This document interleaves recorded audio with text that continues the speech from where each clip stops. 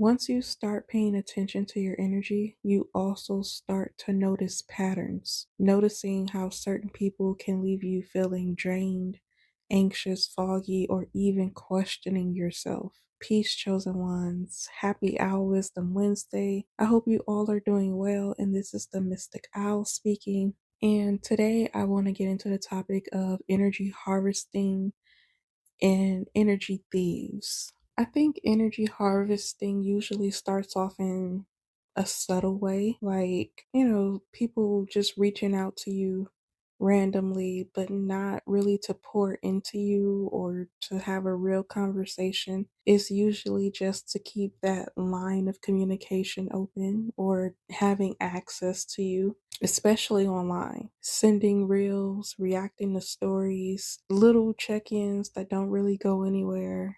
And it's usually harmless, but over time, you start to realize that it's keeping some type of cord attached to you and the other person, especially if it's just a social media connection. And the moment you don't respond to a DM or react to a message sent or a reel, basically the moment you create a boundary, the person goes quiet. Like there's this intense silence. And that silence is fine with me. The silence tells you pretty much everything you need to know, because when the access to your energy is restricted and there's a boundary there, people will usually disappear. I've learned in my personal experience, people do not like boundaries. They want to treat you any kind of way. They want to speak to you any kind of way. They want to do whatever they want to you whenever they want to. And it's usually because of an ego issue, a pride thing, an arrogant thing. And when this happens, it's best to just sit back and observe. Don't take it personal. Don't chase it or try to fix it. Just observe it for what it is and cleanse your space, cleanse your energy. Because energy harvesting doesn't always look like someone being obviously toxic. Because people know that if they are in a toxic energy, you're more than likely going to block them from the get go. So people like to mask their energy in order to get close to someone who who they deem has a different frequency than them, a different energy than them, or most times you can just see it on people. You can literally feel it on people. Another draining cycle of energy harvesting is when you have a conversation with someone often, but also the conversation is always centered around them, their problems, their stress, their emotions, and you're just there listening, giving advice, holding space, maybe not even giving advice, but just being present. And when it's your turn to speak, because you're in the conversation, you're not in a therapy session, it's brushed over, redirected, minimized, or even cut short in general. Now they have to get off the phone. Now they have to leave, or they're just ignoring you and you just want to get off the phone. And that conversation leaves you feeling heavy. Yeah, that's an energy imbalance. And if that energy doesn't get checked over time, you start becoming a source to that person instead of a human being. You start pouring without being replenished. And that's one of the main reasons that I think people unknowingly become energy suppliers to others while simultaneously getting their energy drained. Not everyone is doing this intentionally. Some people are just unhealed. I think it's most people. A lot of people don't even realize that they rely on others to regulate their emotions, their nervous system, their sense of self. But unawareness doesn't make it harmless. It doesn't mean that it's not affecting you. Your body can feel it, your spirit can feel it, your energy is drained, you're probably fatigued, and it seems like the irritation is coming out of nowhere, but it's really because your spirit knows that there's an imbalance happening. I learned that one of the biggest signs of an energy thief It's how you feel after interacting with them, not during. Because during you can feel fine, everything feels good. But after, that's really where the truth is.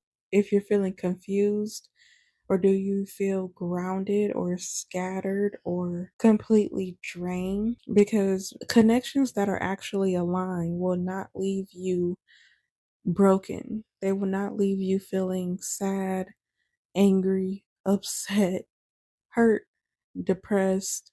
They don't leave you overthinking. They don't leave you questioning your worth or second guessing your boundaries. That is not an aligned connection. In order for me to protect myself from energy harvesting and energy thieves, I had to pull back on the access that I was giving to pretty much everyone, not over explaining myself, not overextending, not feeling obligated to respond immediately or consistently to people who were inconsistent with me, especially when the topic of respect is brought into the picture. I'm really big on respect. I over respect people. So when I'm disrespected, I take that as a very big, like, red glaring flag. I don't accept disrespect from people because I do not disrespect people.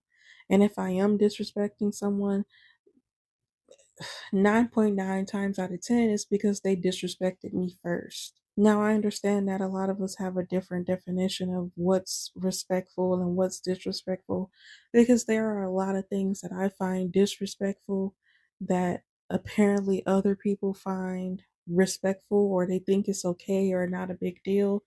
And that's fine. This is why we all have our own individual lives. We have our own individual bodies with our own individual brains and thought processes. Because what's disrespectful to me might not be a big deal to someone else. But then again, that person might just be used to disrespect and abuse and is unaware of it. But still, disrespect is being served, my energy is no longer present, because instead of going back and forth with someone about disrespect, I just leave and I start pouring back into myself, my routines, my peace, my body, my mind, my spirit, and reclaiming my energy instead of leaking it or sharing it with someone who is disrespectful of my time and energy. And it's usually because they're disrespectful of themselves and their own time and energy. A lot of people don't understand that a lot of things that happen to them is because they don't respect themselves. A lot of the things that we put up with is because of a lack of self respect. And it's not about being cold or closed off or anything like that. It's about being wise, it's about being discerning and recognizing that your energy, our daily energy, is not infinite. Like, there's a cap on energy. This is why we need sleep every evening or every morning, depending on what shift you work or whatever. We just need sleep daily. So, our time and our energy, we can't get time back, but we have to constantly reclaim and refresh our energy every single day. And that takes time, it takes work. But the people who don't do this with their energy, they don't understand how hard it can be to live in an aligned and a balanced way of life, and how long it takes to clear energy and to call back in your energy. That takes a lot of time and a lot of work. So, if you've been feeling drained, especially since the start of this new cycle, the spring equinox, which we're not even into a full week yet.